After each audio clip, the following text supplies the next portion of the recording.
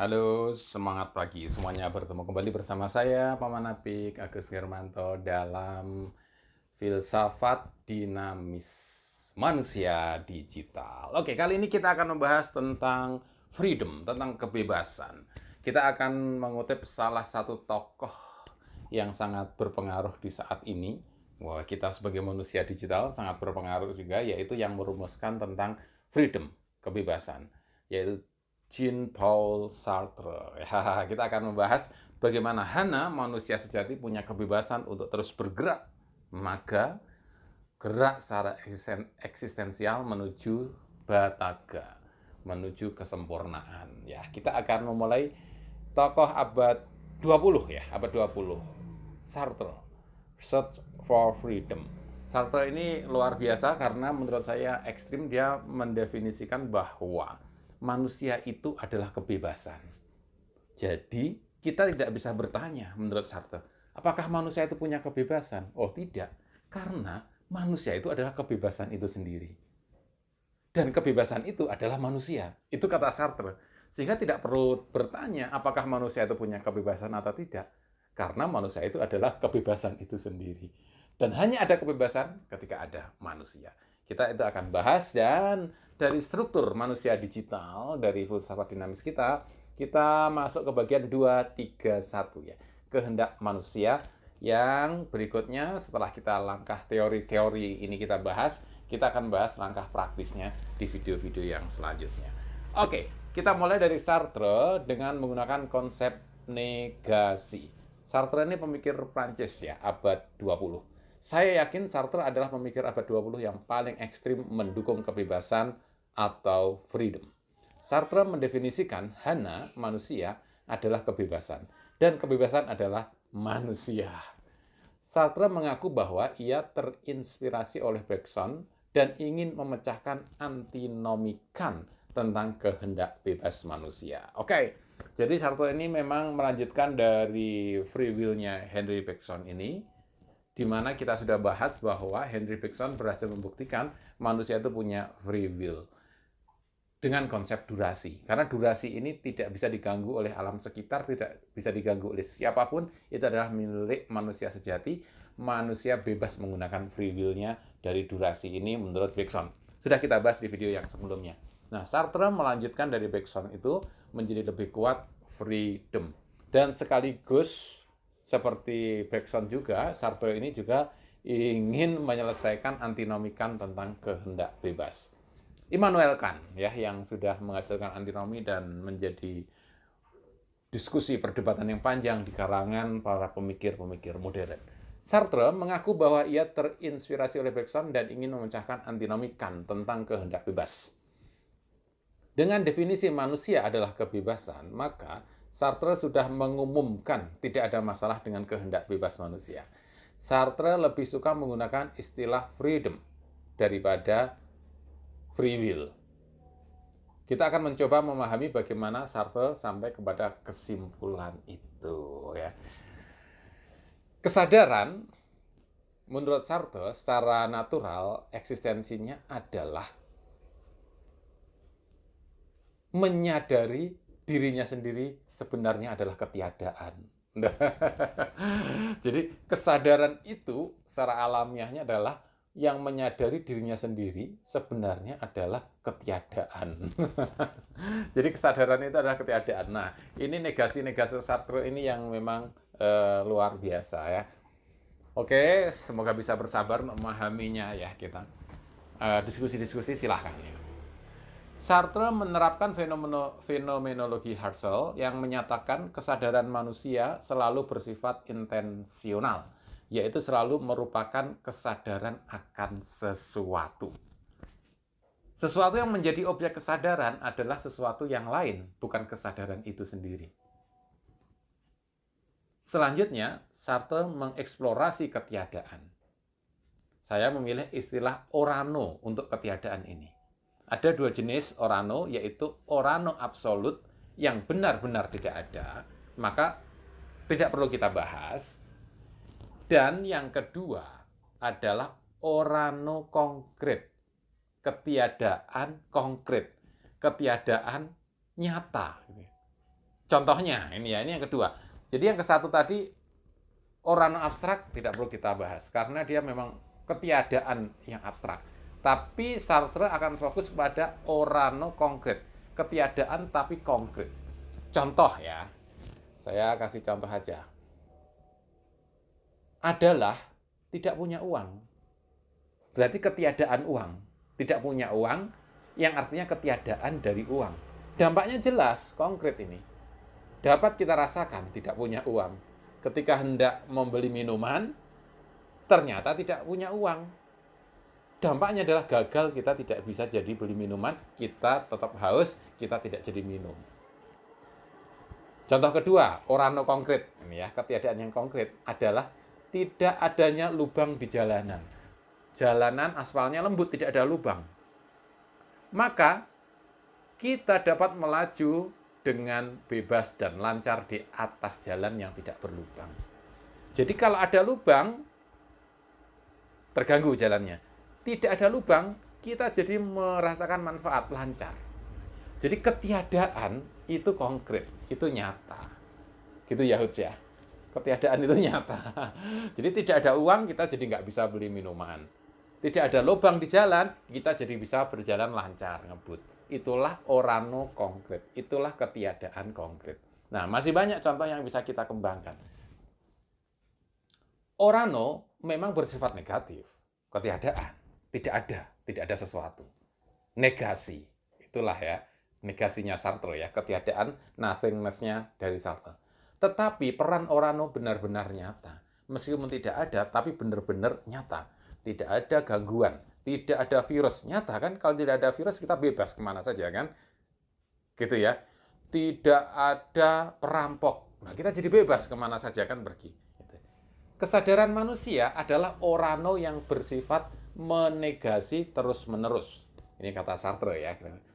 Dan objek dari kesadaran bukanlah dirinya sendiri. Itu dari Husserl kan. Nah, maka kita ambil contoh bahwa saya adalah seorang guru. Ketika saya menyadari bahwa saya seorang guru, maka saya menegasikannya. Saya menolak. Tapi saya bukan guru yang itu.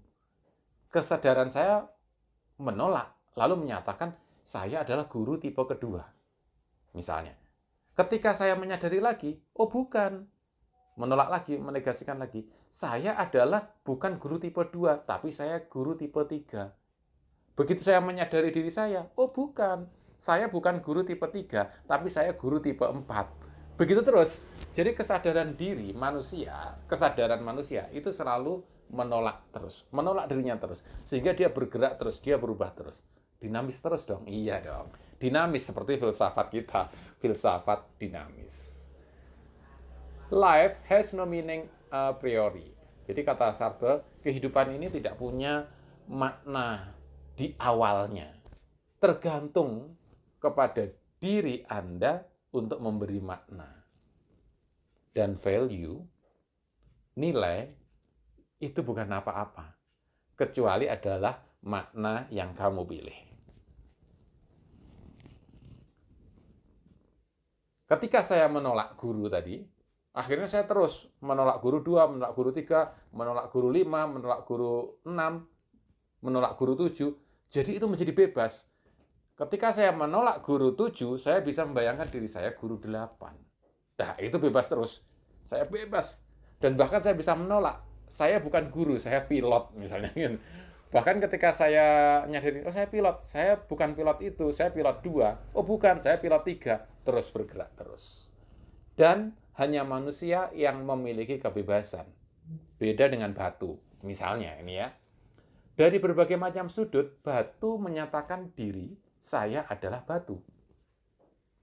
Pada waktu berikutnya, saya adalah batu, kata batu. Batu mengafirmasi dirinya sebagai batu. Batu tidak pernah menolak dirinya sebagai batu. Jadi kalau batu, siapa kamu? Aku batu. Siapa kamu? Aku batu. Dan dia tetap nggak punya kebebasan. Jadi kalau kayak batu, atau meja, atau bola, atau kursi, atau benda apapun. Ketika kursi, kita tanya, siapa kamu? Aku adalah kursi. Dan ketika dia melihat dirinya sendiri, atau kita lihat, Kursi itu mengatakan, aku kursi. Nah, begitu masif, begitu kuat dia adalah kursi. Maka dia nggak punya kebebasan. Tapi kalau manusia, siapa kamu? Misalkan saya nih, Mama Nafik, saya adalah guru. Tapi bukan guru yang itu. Saya guru yang lain lagi. Ketika yang lain lagi, oh saya bukan guru yang itu, yang lainnya lagi. Saya bisa membayangkan jadi guru yang hebat, saya jadi guru yang lebih hebat, guru yang lebih baik, terus bebas. Manusia yang punya kebebasan karena manusia selalu dinamis, selalu menolak dirinya sendiri untuk berubah menjadi yang lain. Manusia mempunyai tanggung jawab sepenuhnya kepada alam dan kepada seluruh pilihannya. Ketika saya menolak, saya bukan guru 3, saya bukan guru itu. Di saat yang sama, saya menyatakan, saya guru 4. Nah, itu pilihan saya. Atau saya langsung guru 5, atau saya langsung guru 7.